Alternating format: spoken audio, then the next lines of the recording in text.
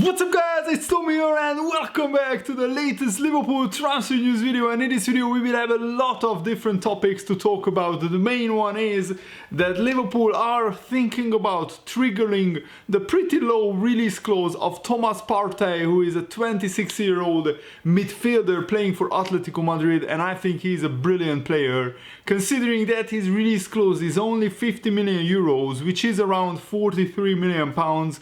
Let me know, do you want Liverpool to trigger his release clause? But he's not just a defensive midfielder who can play in the Fabinho role.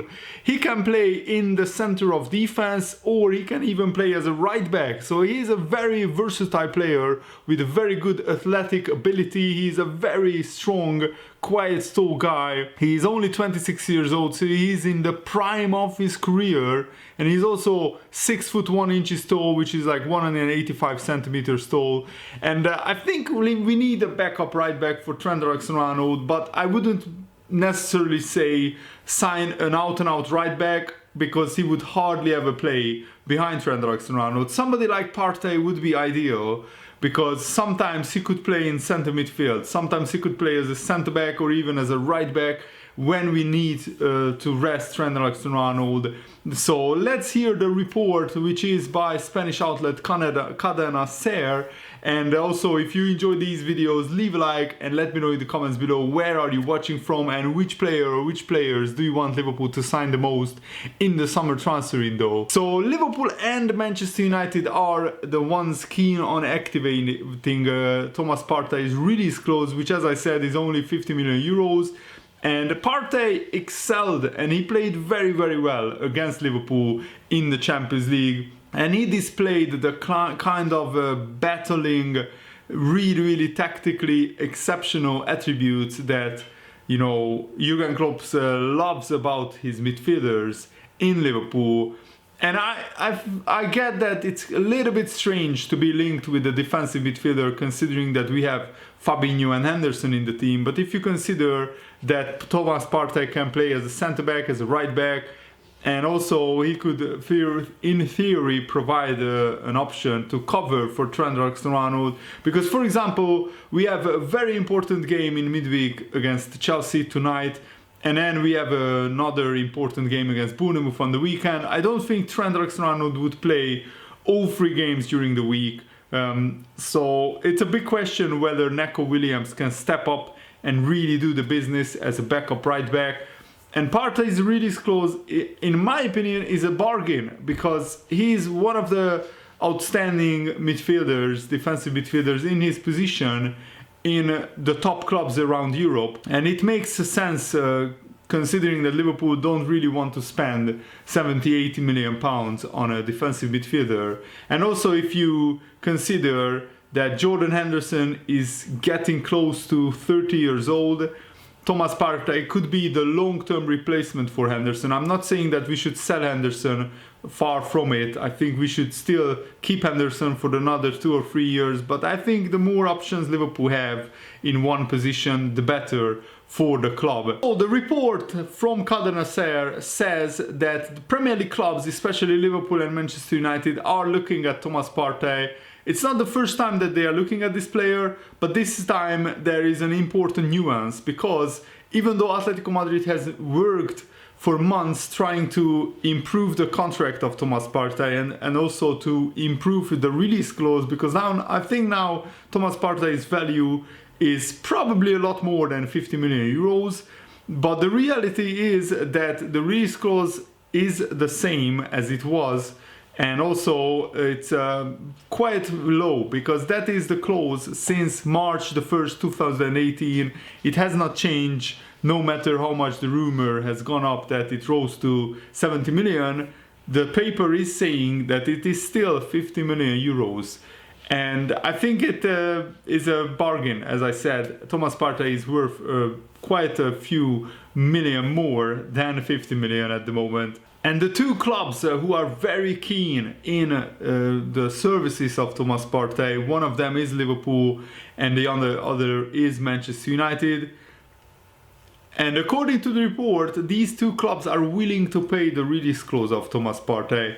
The big question is, would he prefer to go to Manchester United, where he would probably start almost every game, or would he prefer to come to Liverpool, who are a much better team and where he wouldn't be guaranteed a starting place, but he would immediately have a chance of winning the Champions League, winning the Premier League? Because Liverpool, I think it's safe to say that we will win a lot of trophies in the next 3 years with this incredible Jurgen Klopp team, and I really hope that we do so.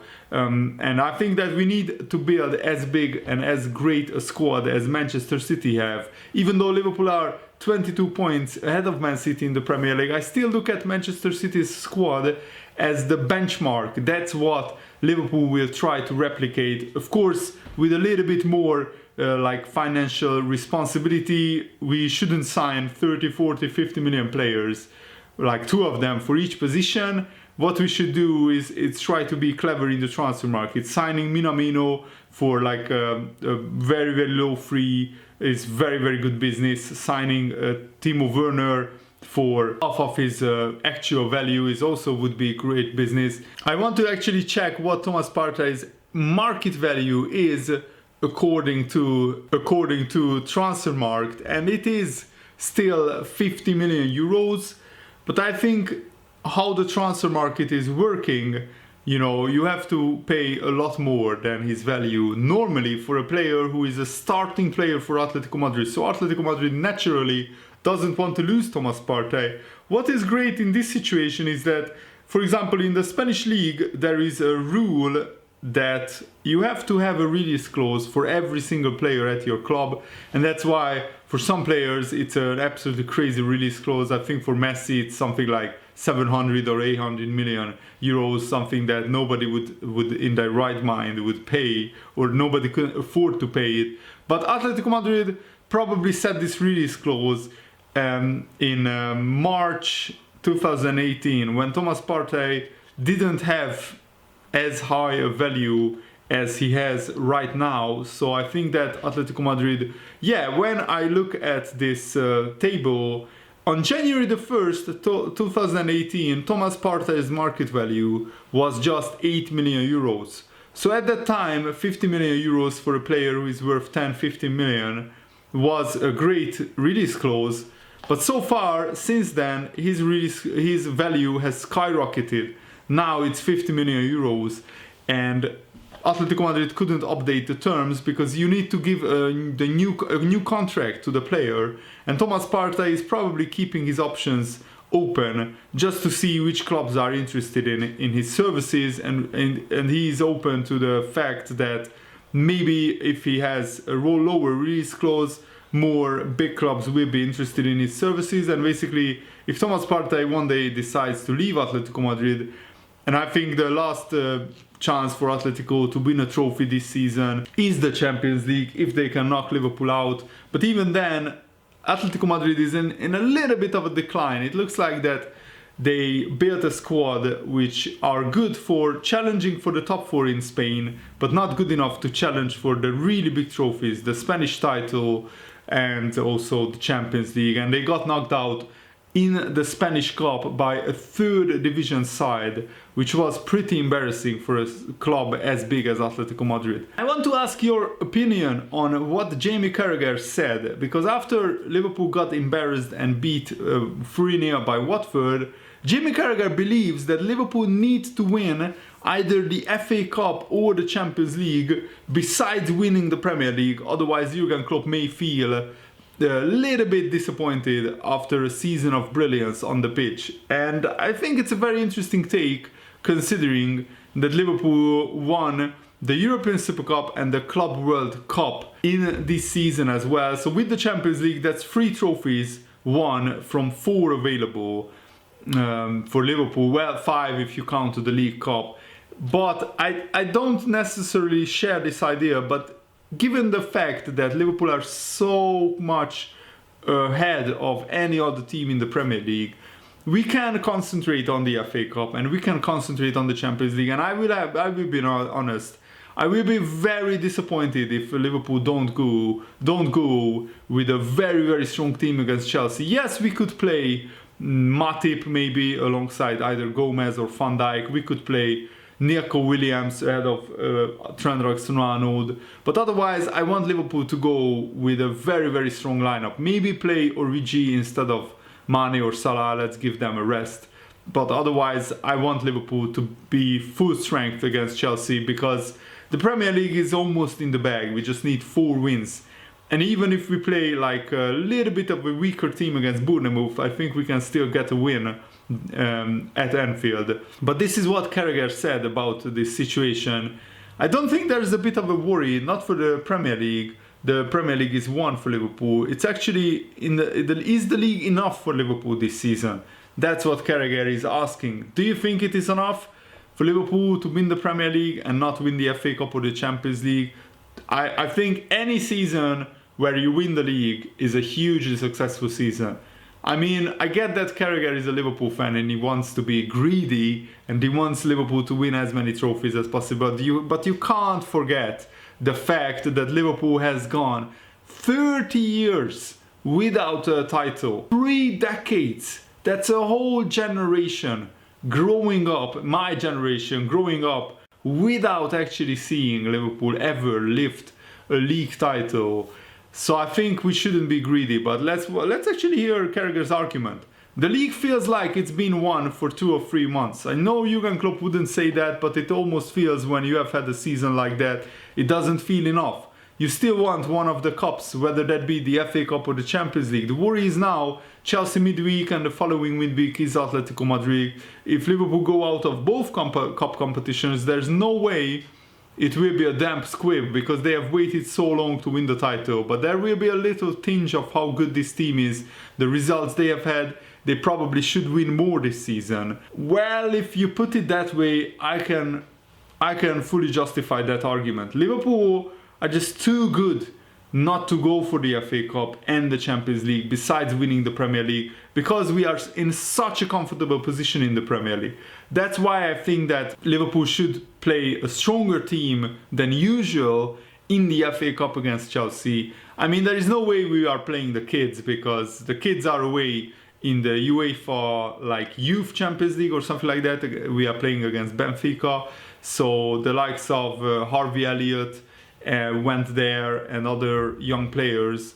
But I think that the only 2 players, Curtis Jones and Nico Williams, are the 2 players who stayed with the Liverpool squad to play against Chelsea, maybe as a substitute. As I said, I want Liverpool to go full strength against Chelsea, because of this fact that Liverpool already almost won the league, so we need to go hard in the FA Cup and in the Champions League. And Carragher said this: the worry is, after the break they have had, they are not quite firing on all cylinders, and these competitions come when they are not quite at 100%. My feeling was, Carragher continued, I would like to see changes in the Watford game in terms of personnel and go with the strongest team against Chelsea. That was my feeling. I didn't think Jurgen Klopp would do that, but if I was the manager of Liverpool, that's what I would have done. I'm not just saying this because Liverpool lost at Watford, but I would rather Liverpool won the double than go unbeaten or get more points than Man City. What Arsenal did as the Invincibles was special, and I know they were all delighted yesterday, and obviously understandably so. But if you said to me, would you rather win the FA Cup or go unbeaten, my answer would be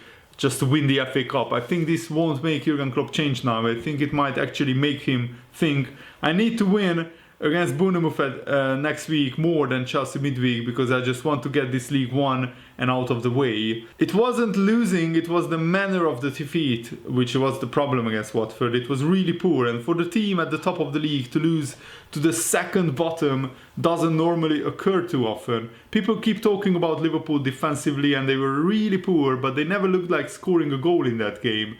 And that was so surprising. So there are problems at both ends of the pitch. It's a massive shock. That's why there was such a reaction afterwards. It wasn't the result, it was the performance more than anything. Playing games in the Premier League, you can go anywhere and lose 1-0 if it doesn't go great, or you are a little bit unfortunate. But Watford thoroughly deserved the result, and we were well worth 3-0 defeat as well. The performance will worry Jurgen Klopp more than the results. It was bound to happen at some stage.